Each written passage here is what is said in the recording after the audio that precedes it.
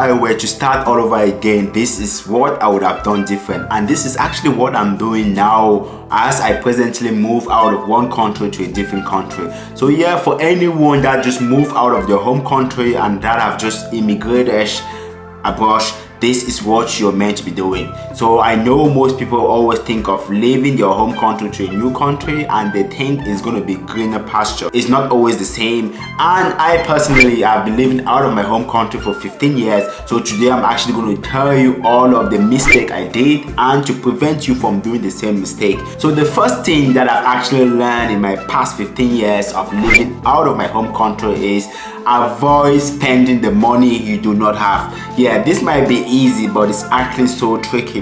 When you move to most countries, for people that are going to be moving to the United States of America, if you're going to be moving to Europe, to countries like the United Kingdom, that's England, all of these type of countries, once you move to these countries and you open a bank account, all of these banks will be proposing you to have a credit card with a less interest rate of maybe less than 4%, 3%, 2%. But all of these are a big trap for all these foreign people that just move out of their home countries to these countries, because you might think these are free money. You might think these banks actually love you, but no, they don't. They want you to take out this credit card because you're going to be paying interest rate every month or every year, and they will actually make more money. So you'll be proposed to get credit card of what, 5,000, 10,000, 15,000 in whatever currency you want.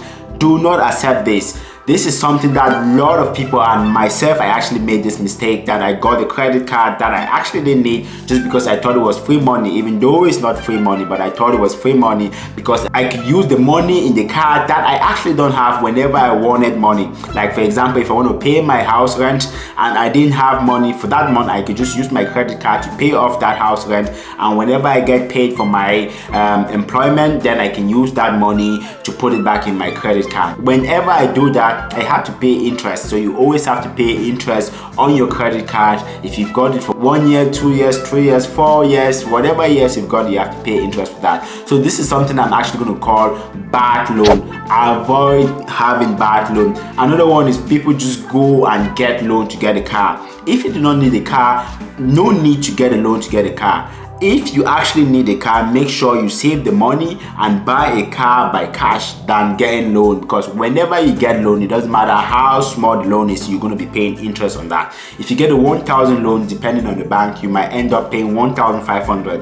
That's extra 500 that you've paid on that loan. But if you actually save this money, you would have just used the 1,000 and pay for the car, and you wouldn't have to pay any extra 500 euros that you paid in the loan. So avoid all of this expensive looking stuff that you don't need. Avoid getting bad loans like car loans and loans to buy clothes, computers, and all the stuff that you personally don't need at that moment. But if you do need this stuff, you can get this loan, and you know this stuff are actually going to help you to pay the money back in the long run.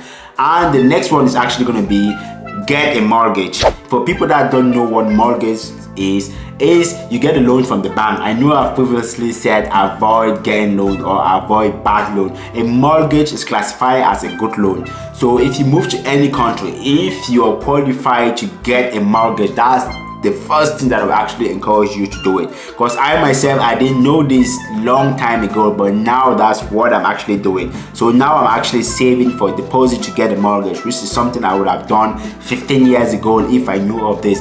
The mortgage is the best thing you can actually do if you move to a country and you plan to stay in that country or in that city for as long time as possible.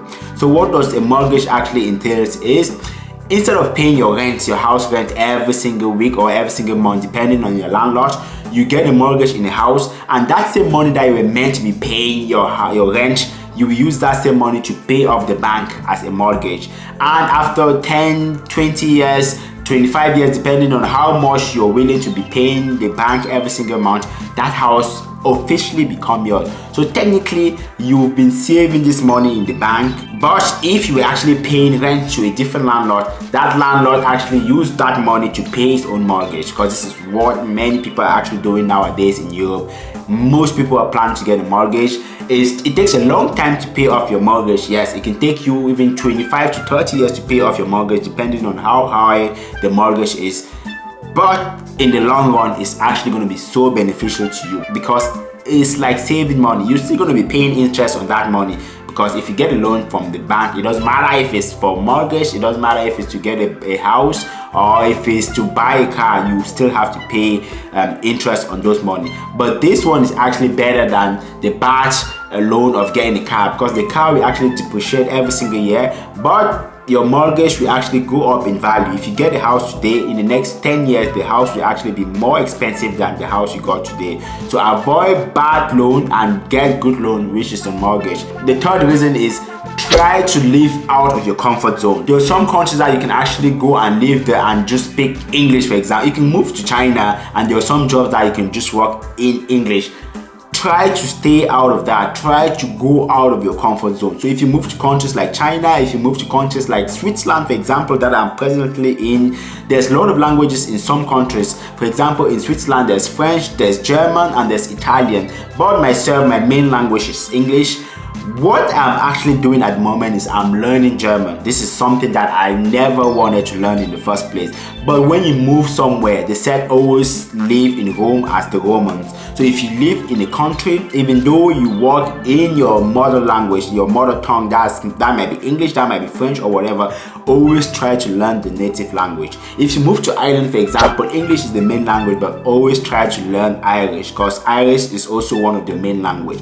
When you do this, it gives you a lot of opportunities. It opens a lot of doors for you. You will be getting opportunities that someone that actually have the same skin color or have the same passport or have the same everything like you wouldn't get in the first place, because you try to live out of your comfort zone. You try to mix with the people of those countries instead of just staying pushed and don't trying anything at all. Then the next one is actually to learn the culture. This actually links with the previous one. You've got to learn the culture of the country. If you move to a new country, learn about the country, learn about the people of the country, learn about your food, learn about your love language, learn about everything to do about them, because that's your new home now. So you have to learn about where you're living in. So learn about everything that will actually help you secure a job, to make friends, because if you do not do that, you're going to be so depressed. If you live in a country that you've got no friends, that you've literally got no social life, you're going to find it really hard to stay in that country. And finally, the last point that I'm actually going to talk about is try to invest. Yes, I know most people can't invest because they do not have enough money to do that, but try to invest. The easiest one is you can just invest in the stock market. There's something called ETF, which are just bunch of stocks that are being managed by a fund manager. So you can actually invest nowadays, which is so easy compared to back 10-20 years ago. There's a lot of investing app in every country that you can go to, any continent. If you live in Canada, if you live in America, if you live in UK, if you live in Ireland, anywhere, you can use investing app like Interactive Brokers, Trading 212, Charles Schwab. There are a lot of them that you can invest.